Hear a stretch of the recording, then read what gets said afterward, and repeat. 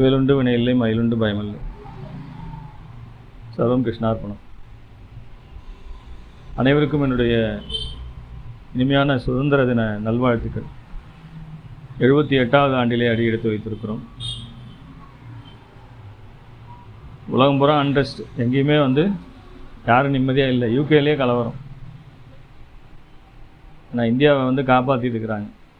பாரத தாய்க்கு நம்முடைய நெஞ்சார்ந்த நன்றிகளை சொல்லி, அம்மா தாயை எங்களையெல்லாம் காப்பாற்றி வச்சுருக்கேன். அது உன்னால் மட்டும்தான் முடியும். ஏன்னா அந்த தாய் ஆன்மீகத்தை தனது சுவாசமாக கொண்டவள். அதனால் கண்டிப்பாக பாரத தேசம் என்றைக்குமே வீண் போகாது என்பதை சொல்லி, ஒரு சில துரோகிகள் கையில் மாட்டிருக்கு, மற்றபடி ஒன்றும். ஏன்னா கலிபுருஷனுடைய வேலை இதெல்லாம். என்றைக்கு துரியோதனம் பிறந்தானோ அன்றைக்கே கலிகாலம் ஆரம்பிச்சு. அதில் நல்லவர்களுக்கெல்லாம் வேலை இல்லை, நல்லவர்களுக்கெல்லாம் சோதனை கடுமையாக இருக்கும். ஏன்னா கலிகாலங்கிறது அப்படி தான் வேலை செய்யும் என்று நாம் பாதி தமிழ் பாதி சமஸ்கிருதம். கிரகச்சாரம் என்பது ரெண்டுமே. ஒரு கிரகம் ஒரு குறிப்பிட்ட பாவத்தில் இருப்பதால் மட்டுமே நாம் அந்த பாவத்தோடு தொடர்புபடுத்தி பார்க்கக்கூடாது. 8ஆம் பாவத்தில் இருக்குன்னா அது 8ஆம் பாவத்தில் தான் உண்மையாக இருக்குதான்னு தெரிஞ்சுக்கணும் முதல்ல. அது உண்மையிலே 8ஆம் பாவத்தில் தான் இருக்கான்னு தெரிஞ்சுக்கிட்டு பலன் சொல்லணும். அன்றைக்கி பார்க்குறேன், மிதுன ராசியில் 3 கிரகம் இருக்குது ஒருத்தருக்கு. சூரியன், புதன், சுக்கிரன். அவர் லக்னம் விருச்சிக லக்னம். விருச்சிக லக்னத்துக்கு மிதுனம் 8ஆம் பாவமா இல்லையா? அதில் ஒரு கிரகம் தசாபுத்தி நடத்துது. ஆனால் அவர் ரொம்ப சூப்பராக வாழ்ந்துட்டு இருக்காரு.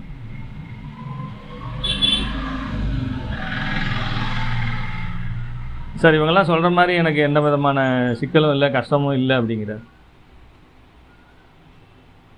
இதெடா ரொம்ப போச்சு, 8ஆம் பாவத்தில் இருக்குது. இவர் நல்லா இருக்கேன்னு சொல்கிறாரு, எப்படி நல்லா இருக்கலாம்? அப்போ ஜோதிட விதிகள் தப்பாக போயிடுமா? இல்லை, அதுவும் ஒருத்தட்ட போய் காட்டியிருக்காரு, கழுவி ஊற்றிருக்காரு. இவர் பேசாமல் எந்திரிச்சு வந்துட்டார். ஏன்னா அவர் சொன்னது ஒன்று கூட நடக்கலை. நம்ம அந்த ஜோதிடரை குறை சொல்லலைங்க, அவர் கற்பிக்கப்பட்ட முறை எப்படி. அவர் பாவம் ஏதோ வயிற்று பொழுவுக்காக உட்காந்து ஜாதம் பார்த்துட்ருக்காரு. ஸோ எதுக்கு சொல்கிறேன்னா, 8ஆம் பாவத்தில் ஒரு கிரகம் இருக்குங்கிறதாலேயே நம்ம அதை என்ன பண்ணிவிடக்கூடாதுங்க, தவறாக சொல்லிவிடக்கூடாது. அவருடைய லக்னத்தில் பார்த்தீங்கன்னா விருச்சிக லக்னம் கேட்ட 3ஆம் பாவத்தில் புள்ளி விழுந்திருக்கு. கேட்ட 3ஆம் பாவம் கடைசியில் 25 டிகிரிக்கு மேலே லக்ன புள்ளி விழுந்திருக்கு. அப்போ அவருடைய 8ஆம் பாவம் உண்மையிலே புனர்பூசம் 3ஆம் பாவத்தில் 2ஆம் பாவத்தில் தான் ஆரம்பமே ஆகுது. அதாவது 8வது நட்சத்திர பாதம் விருச்சிகத்தில். அது நேராக அங்கே கொண்டு போனால்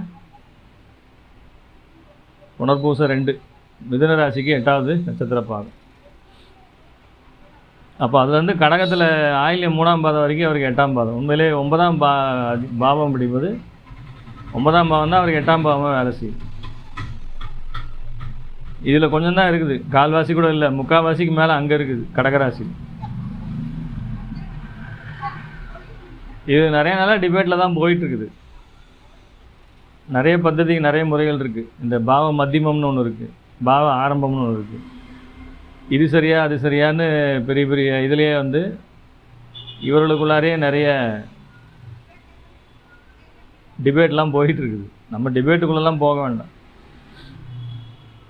பாவ மத்தியமத்தை வச்சு பார்த்தா அது கிட்டத்தட்ட 8ஆம் பாவத்தில் இருக்கிற மாதிரி தோணும். ஆனால் 8ஆம் பாவத்தின் பலனை செய்யவில்லை. இப்போ நம்ம ப்ராக்டிக்கலாக தான் முடிவுக்கு வரணும்.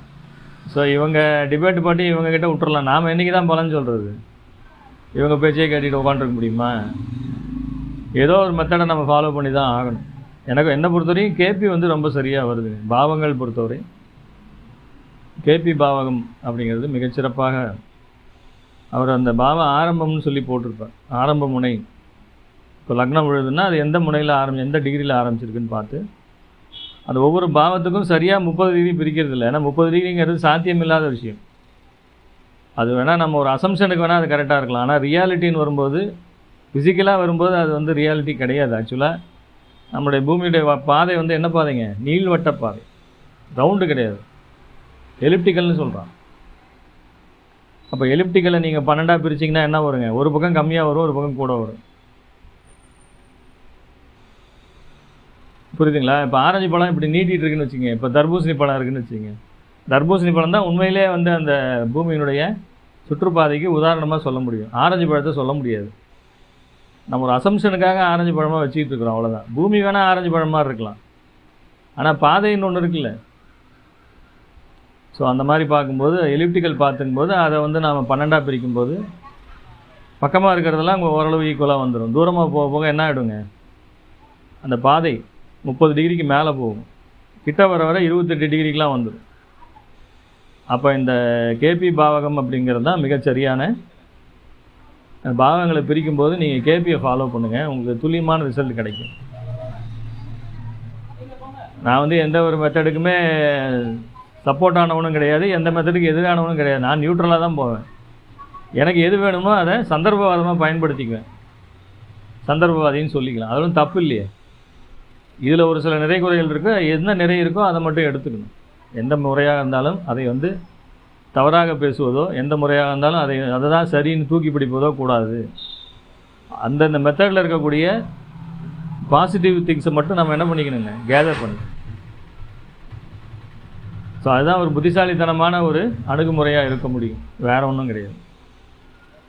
ஸோ பாவக ஆய்வு நீங்கள் திசாபுத்தி பலன் சொல்கிறீங்க அப்படின்னா கண்டிப்பாக நீங்கள் வந்து பாவகங்களை சரியாக புரிந்து கொள்ளாமல் திசாபுத்திக்கு பலன் சொன்னால் சரியாக வராது. ஒரு கிரகம் 8ல் நிற்கிற மாதிரி தெரியும், இந்த வடிவேல் படத்தில் வர மாதிரி வரும் ஆனால் வராதுன்னு அப்படியே சொல்லிக்கிட்டு இருக்க வேண்டியதான். அதனால் 8ஆம் பாவத்துக்கு வருமா வராதாங்கிறது வரும் வராதுங்கிற கதை தான், அப்படியே தான் போயிட்டுருக்கு. அதனால் நீங்கள் கேபியை கொஞ்சம் டச் பண்ணிங்கன்னா அதில் இந்த பாவகங்கள் அப்படிங்கிற விஷயத்தை மட்டும் நாம் அதிலேருந்து கொஞ்சம் கடன் வாங்கிக்கலாம். ஸோ அந்த மாதிரி பார்க்கும்போது இப்போ நான் சொன்ன உதாரணம் கேட்டை 3ஆம் பாவத்தில் லக்னப்புள்ளி விழுந்திருக்குன்னா மிதுன ராசியில் நீங்கள் போய் பார்க்கும்போது 8ஆம் பாவத்தில் புனர்பூசம் 2ஆம் பாவத்தில் இருந்து தான் உங்களுக்கு 8ஆம் பாவம் ஆரம்பமே ஆகுது. அப்போ மிதுனத்தில் வந்து புனர்பூசம் 1ஆம் பாவம் வரைக்கும் இருக்கக்கூடிய கிரகம் எல்லாமே எங்கே இருக்குங்க? 7ஆம் பாவத்தில். அவருக்கு சூரியன் புதன் சுக்கிரன் திருவாதிரை 4ஆம் பாவத்துலேயும் புனர்பூசம் 1ஆம் பாவத்துலேயும் இருக்குது. அப்போ அதுக்குண்டான கிரகங்கள் திசாபுத்தி நடத்தும்போது என்ன ஆகுதுங்க? அங்கே புதன் வேணால் 8ஆம் ஆதிபத்தியம்னு சொல்லலாம், அது கூட முழுசாக சொல்ல முடியாது. அந்த வீட்டுக்கு அதிபதிங்கிறதால 8ஆம் ஆதிபதின்னு சொல்லிக்கலாம். அப்படி நாம் வந்து கிரகங்களை வந்து திசாபுத்தி பலன்களை சொல்லும்போது கிரகச்சாரத்தை வைத்து கொஞ்சம் ஒரு முடிவுக்கு வர வேண்டியதாக இருக்குதுங்க. அது கேபி இன்னும் நிறைய விஷயங்களை சொல்கிறாருங்க, ரொம்ப பிரமிப்பான விஷயங்களை சொல்கிறாரு. இந்த ஆரம்ப முனைங்கிற விஷயத்தை எடுத்துக்கிறார். அதனால தான் அவர் இந்த பாவாதிபதிங்கிற இதுக்கே வர்றதில்லை, பாவாதிபதியே வேணாம் போங்கிறார். பாவாதிபதிக்கு போனால் தானே பிரச்சனை, பாவாதிபதியே வேணாம், நான் வந்து ஆரம்ப முனையோடு நின்றுக்கிறேன்ட்டு ஆரம்ப முனை எங்கே வருதுன்னு பார்க்குறாரு. அதையும் 9ஆக பிரிக்கிறார். இப்போ இந்த கேட்டை நட்சத்திரத்தை 9ஆக பிரித்து உபநட்சத்திரமாக போட்டு அதில் சுக்கிரன் வருதுங்க. நான் போட்டு பார்க்கும்போது சுக்கிரன் வருது. அவர் சிறப்பான பாவங்களுக்கு தொடர்பில் வராரு. அதனால் அவருக்கு அந்த திசை வந்து போடுன்னு போட்டுட்ருக்கு. எங்கே போனாலும் என்ன சொல்கிறாங்க? நீ வீணாக போயிடுவேன், நாசமாக போயிடுவேன், அப்படி இப்படின்னு எல்லாம் அவங்களுக்கு தெரிஞ்சதை போய் பயமுறுத்திக்கிட்டே இருக்கிறாங்க. அவர் சொல்கிறாரு, சார் இவங்க சொல்கிறதுல ஒன்று கூட நடைமுறையே வரலையே அப்படிங்கிறார். அப்போ ஜோதிடம் பொய்யாங்கிற ஒரு கேள்விக்கு அங்கே எழக்கூடியதாக இருக்குது. அதனால் தயவுசெய்து எந்த விஷயம் வந்து எப்பொருள் யார் யார் வாய்க்கணும் அப்பொருள் மெய்ப்பொருள் காண்பதறிவு.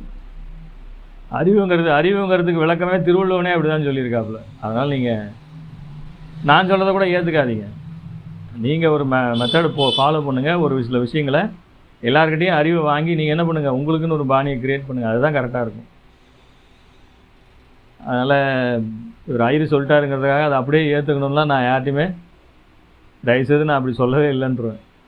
இது என்னுடைய அனுபவத்துக்கு சரியாக வருது, நீங்கள் செக் பண்ணி பார்த்துக்கோங்கிறது தான் என்னுடைய ஆய்வினுடைய நோக்கம், முடிவு அப்படி தான் இருக்கும். ஸோ அப்படி பார்க்கும்போது நீங்கள் அந்த கிரக சாரம் அப்படின்னு இந்த சாரத்துக்கு முக்கியத்துவம் கொடுக்கணும். உண்மையிலே 8ல் ஒரு கிரகம் இருக்குன்னே வச்சுக்குவோம். பாவக ரீதியாக பிரித்து பார்த்துட்டோம், கிரகம் 8ல் தான்ப்பா இருக்குது.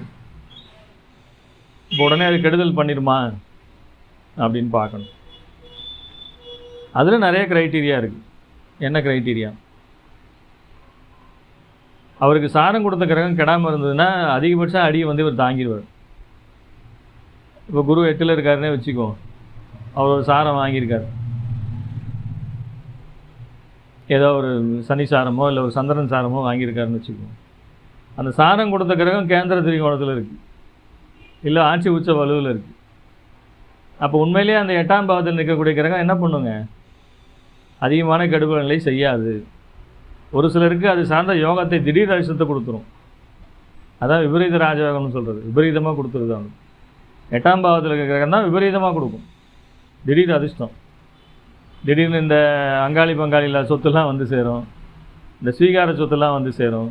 திடீர்னு எங்கேயாவது போய் கையை வைப்பான், அந்த இடம் பெரிய மண்ணை தோண்டும் போது பொண்ணு கிடைக்கும், புதையல் கிடைக்கும். இது எல்லாமே திடீர் அதிர்ஷ்டம். ஆனால் அது 1000ல் ஒருத்தனுக்கே கிடைக்கிறது இல்லை, லட்சத்தில் ஒருத்தனுக்கு கிடைச்சா பெரிய விஷயம். ஸோ எதுக்கு சொல்ல வரேன்னா, அந்த மாதிரி யோகங்கள் திடீர் அதிர்ஷ்டங்கள் வேலை செய்கிறதுக்கு 8ஆம் பாவம் மிக மிக முக்கியமான காரணமாக இருக்குது. அது நிற்கக்கூடிய சாரம் தாங்க எல்லாம் ரொம்ப முக்கியம். சாரத்தினுடைய இதை வச்சு தான், அதனால தான் கிரக சாரம்னு தலைப்பு கொடுத்துருக்கேன். இதை கோட்சாரம்னு சொல்லிக்கலாம். கோட்சாரம்ங்கிறது டே டு டே பேசிஸில் கிரகங்கள் சுற்றி வரக்கூடிய விஷயங்களை சொல்கிறது. நான் சொல்கிற கிரகசாரம் என்பது உங்களுடைய ஜென்மகால ஜாதகத்திலே உங்களுடைய கிரகங்கள் வாங்கி இருக்கக்கூடிய தாரைன்னு சொல்கிறோமோ இல்லையா, அந்த தாரை வந்து ரொம்ப முக்கியம். அதுதான் கிரகசாரம். அதனால் எடுத்தோடனே ஒரு கிரகத்தை வந்து அது 8ஆம் பாவத்தில் இருந்தாலும் கூட, மறைவு ஸ்தானங்களில் இருந்தாலும் கூட, சாரம் கொடுத்த கிரகம் வலுவாக இருக்கான்னு பார்த்துக்கோங்க. நம்பர் 1 பாயிண்ட் அது. அதே போல் அது உண்மையிலேயே 8ஆம் பாவத்தில் தான் இருக்குதாங்கிறத முதல்ல தெரிஞ்சுக்கிட்டு பலனை சொல்லுங்கள். அவசரப்பட்டு வாசிக்காதீங்க. வாசித்தா என்ன ஆகிடும்? தப்பாகிடும். அதனால் நமக்கு கற்பிக்கப்பட்ட விதிகள் எல்லாமே, புத்தகங்களில் இருக்கக்கூடிய விதிகள் எல்லாமே ஓரளவுக்கு ப்ராக்டிக்கலுக்கு நீங்கள் கொண்டு வரும்போது உங்களுடைய அனுபவத்தை சேர்த்து அதனுடைய சூட்சமங்களை உணர்ந்து, ஜோதிடம் என்பதே இலைமறை காய்மறை தான், எதுவுமே வெளிப்படையாக கிடையவே கிடையாது. வெளிப்படையாக இருக்கிற ரூலஸ் படித்து சொல்லிட்டு போயிடலாம்னா நம்ம எதுவுமே தேவையில்லை, கம்ப்யூட்டரில் ப்ரோக்ராம் பண்ணி போட்டு போயிட்டே இருக்கலாம். ஜோதிட அறிவும் தேவையில்லை, ஞானமும் தேவையில்லை, ஒரு மனுஷனும் தேவையில்லை, புத்தியும் தேவையில்லை. எல்லாருக்கும் ஒரே மாதிரி நடக்குதானா? இல்லை. ஒரு கிரகம் ஒருத்தனுக்கு ஒரு பலன் கொடுக்குதா, இன்னொருத்தனுக்கு வேறு பலன் தான் கொடுக்குது. ஏன் வேறு பலன் கொடுக்குது? ஸோ இதுக்கு நிறைய விஷயங்களை அனுபவத்திலே ஆய்வு செய்ய வேண்டும். அதிலே ஒரு விஷயந்தான் இந்த கிரக சாரம் என்கிற விஷயம். சாரத்திற்கு முக்கியத்துவம் தர வேண்டும். அந்த பாவத்திலே இருக்கக்கூடிய கிரகம் உண்மையிலேயே அந்த பாவத்தில் தான் இருக்குதாங்கிறத முதல்ல நீங்கள் ஒரு முடிவுக்கு வாங்க. அதுக்கப்புறம் பாவாதிபதிக்கெல்லாம் போகலாம். முதல்ல அது எந்த பாவத்திலே இருக்குன்னு தெரியாமல் பாவாதிபதிக்கு போய் என்ன பிரயோஜனம்? ஒரு பிரயோஜனமும் இல்லை என்பதை சொல்லி, இது ஒரு அவேர்னஸ்க்கான வீடியோ தான் அப்படிங்கிறத உங்களுடைய ஒரு மெத்தடை வந்து நீங்கள் ஃபாலோ பண்ணுங்க என்பதை சொல்லி அடுத்த ஒரு சுவாரஸ்யமான வீடியோவிலே சந்திக்கலாம். சர்வே ஜனா சுகினோ பவந்து. சர்வம் கிருஷ்ணார்பணம். ஜெய்ஹிந்த்.